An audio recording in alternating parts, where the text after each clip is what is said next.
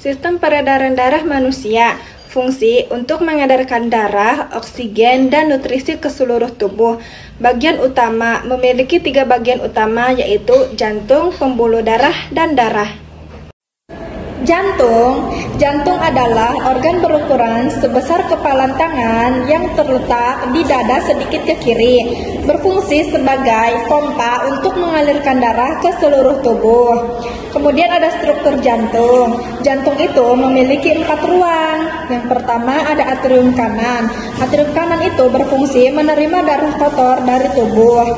Kemudian yang kedua ada ventrikel kanan. Ventrikel kanan memompa darah ke paru-paru. Yang ketiga ada atrium kiri. Atrium kiri itu menerima darah bersih dari paru-paru.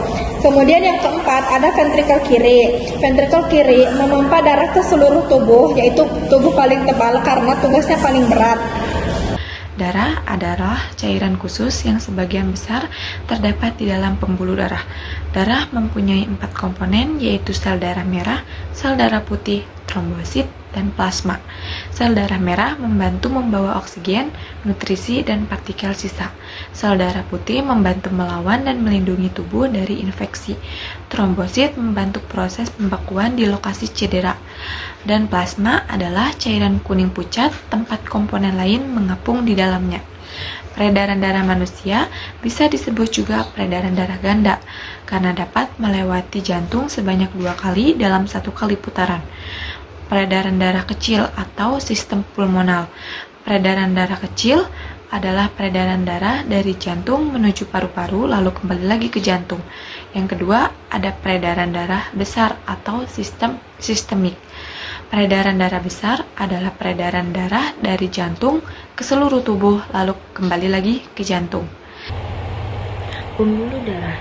Pembuluh darah ini adalah tabungan atau saluran membawa darah ke seluruh tubuh kita.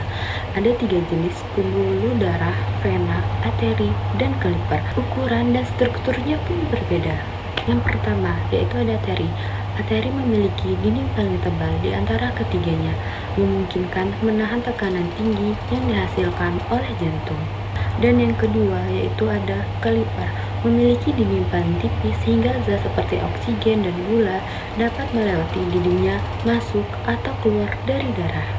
Dan yang ketiga yaitu ada vena, tidak terlalu berotot dan elastis dibandingkan dengan arteri sehingga darah dapat mengalir melalui dengan tekanan rendah, memiliki kutub khusus yang membantu darah mengalir ke satu arah.